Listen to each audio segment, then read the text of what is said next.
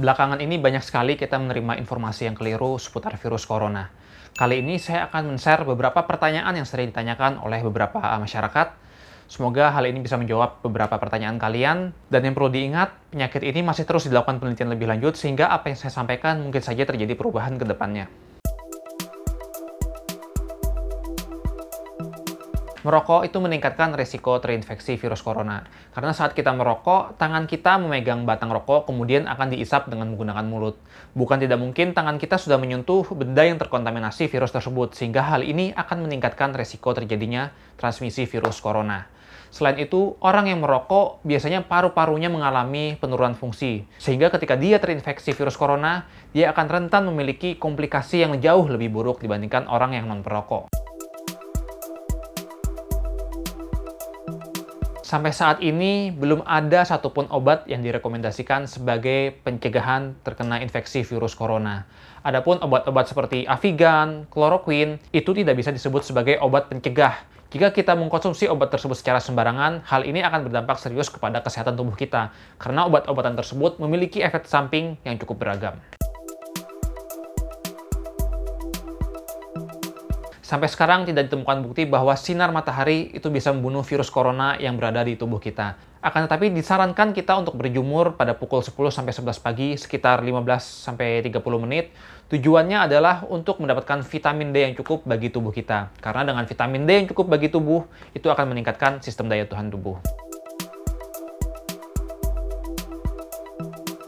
Tubuh dalam keadaan normal, dia akan mengkompensasi terjadinya perubahan suhu dari luar. Misalnya kita berada dalam kondisi yang sangat dingin atau kondisi yang sangat panas, tubuh akan mempertahankan suhu kita di sekitar 36,5-37 derajat Celcius. Jadi ketika kita menggunakan sesuatu untuk berada di suhu yang ekstrim panas atau dingin, tubuh kita suhunya tetap sama. Sehingga perubahan suhu yang ekstrim tidak bisa membunuh virus corona di tubuh kita. Virus corona dapat ditransmisikan pada segala keadaan cuaca, baik itu sedang hujan, lembab, atau dingin. Oleh karena itu, apapun cuacanya, kita harus tetap waspada terhadap infeksi virus ini. Seseorang yang demam belum tentu dia terinfeksi virus corona. Mungkin saja dia terkena infeksi penyakit-penyakit lain. Selain itu, orang yang terkena infeksi virus corona belum tentu dia akan demam saat itu juga. Karena dari seseorang terkena infeksi virus corona memerlukan waktu 2-10 hari hingga menimbulkan gejala. Selama ini mungkin yang kita tahu kalau orang sudah menunjukkan gejala terkena infeksi virus corona seperti demam, batuk, dan sesak, dia bisa menularkan infeksinya tersebut ke orang lain. Namun, dalam penelitian lebih lanjut, ternyata ada kemungkinan orang-orang yang sudah terinfeksi virus corona tetapi belum menunjukkan gejala, dia bisa menginfeksi atau menularkan ke orang lain. Sampai sekarang, masalah hal ini masih dilakukan penelitian lebih lanjut. Akan tetapi, beberapa data menunjukkan sebagian kecil orang-orang yang sudah sembuh dari virus corona, dia bisa terinfeksi kembali. Tentunya hal ini tidak ada yang tahu secara pastinya kapan masalah virus corona ini bisa berakhir di Indonesia. Akan tetapi dari pakar memperkirakan kalau puncak dari keadaan virus corona ini akan berada pada pertengahan bulan April. Sementara keadaannya akan mulai mereda pada awal Juni. Sampai sekarang masih terjadi perdebatan dari para ahli, ada yang beranggapan kalau pada keadaan tertentu virus corona bisa bertahan di udara. Tetapi dari WHO menyangkal hal tersebut. Dari WHO menyatakan kalau virus corona itu akan segera jatuh ketika dia berada di udara. Jadi misalnya ada orang yang batuk atau bersin di mana di dropletnya itu ada virus corona, dia akan segera jatuh dan tidak bisa bertahan di udara. Jadi ketika seseorang yang terkena infeksi virus corona dan berada dalam tubuhnya, dia tidak bisa dimatikan dengan menyemprotkan alkohol atau klorin di tubuhnya. Bahkan hal ini bisa berbahaya jika alkohol atau klorin menyentuh mata atau mulut bagian dalam. Yang disarankan saat ini memang kita sebenarnya mengkarantina diri di rumah, menghindari kerumunan untuk semakin menurunkan angka penularan.